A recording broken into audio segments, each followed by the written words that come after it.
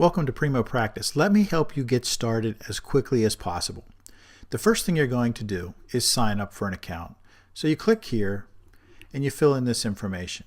It is important that you use accurate information. Put your actual clinic name, because at the end of your free trial, if you decide to keep the software, this name and all the information that you've entered, all the patients that you've entered, all the customizations that you enter will be tied to this clinic name. So be sure to use your real clinic name. You can change the address and you can change the user, but you cannot change the clinic name. So once you've entered this, it's permanent. You can read the terms here. If you click on this, you can see the terms. Pretty simple. And then you can click that you accept the terms. Once you do that and click submit, you will be registered. You will get an email with your username and your password and your clinic ID. You will need that information. So the password is going to be unique, and that is not known to me, and that won't be in the email, but the username and the clinic number will. So if we go back to signing in, I'm going to sign in with my clinic number and my temporary clinic name. So that's my username, and I'll enter my password. So the first thing you're going to do is go to this button in the top left and click Add a Patient. A couple things here. We can put the patient's name. We'll call this is going to be Bob Brown. Be sure to select the patient's sex, because this is what determines the pronouns in the text replacements. You do not have to enter an email, but if you wish to send your patients messages, then you'll need to have their email. If you want to put who they were referred by, we'll say Joe Smith. And how many visits do you think this patient's going to need? Then you can collect the date of birth either by calendar and scrolling back through calendar years to get to the patient's year of birth. So we can do it this way and then pick the month and then pick the day, or you can just highlight and type the date directly in there.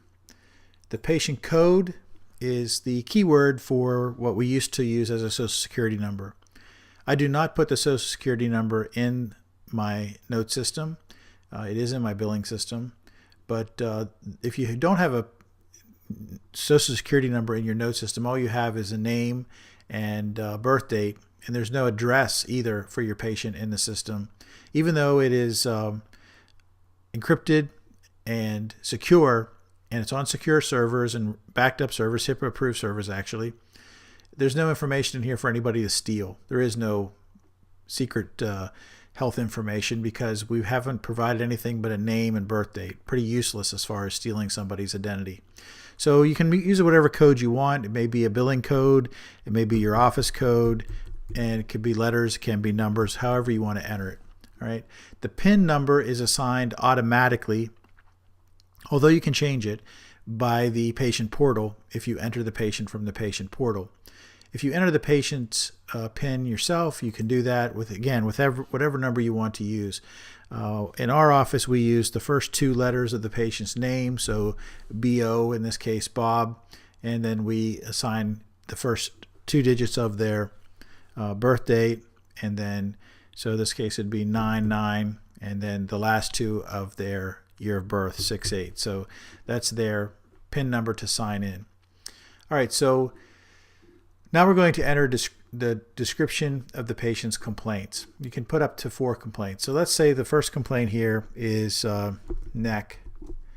And this is basically what the patient is going to see to enter, and we'll put neck and shoulder. All right, so let's just say he has neck and shoulder complaints. And then we'll write this out. Now for the description is going to be what comprises the text replacement in the note.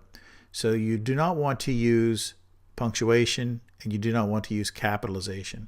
So in this case, we're going to say he had bilateral neck and mid-back pain that shoots into his right shoulder. Now that's no punctuation at the end either, because that's going to be punctuated or inserted, and automatic punctuation will take place. So it's going to be inserted into statements as the notes are created. Let's also say that he has hip pain,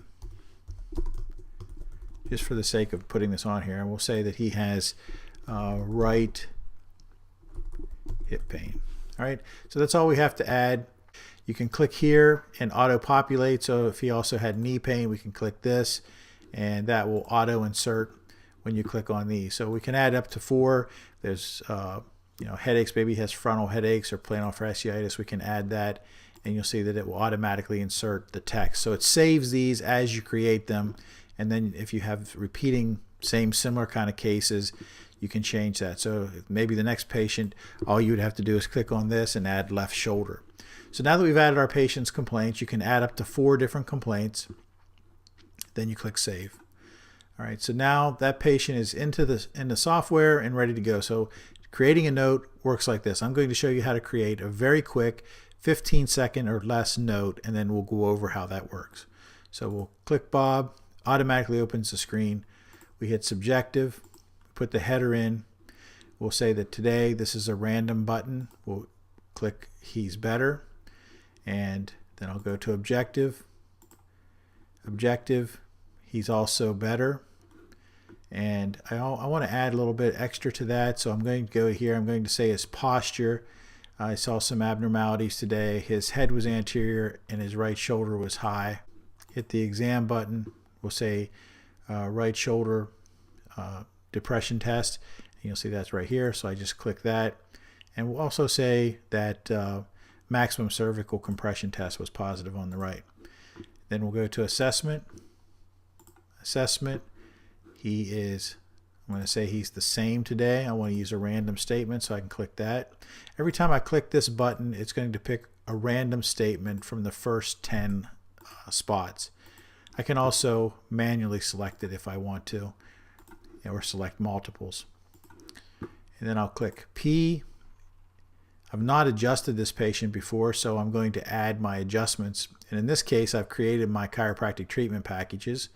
So I'm going to say that we're adjusting him full spine, and that's cervical lumbar. So I'll click that. I'm going to click where I adjusted.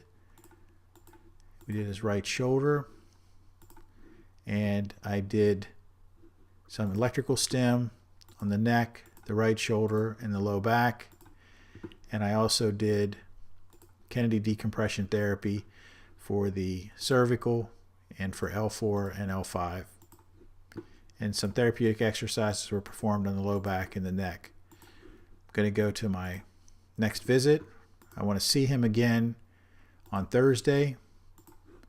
And then I'll hit my signature and insert my signature. And my note is finished. And there's the note. So pretty quick, pretty easy.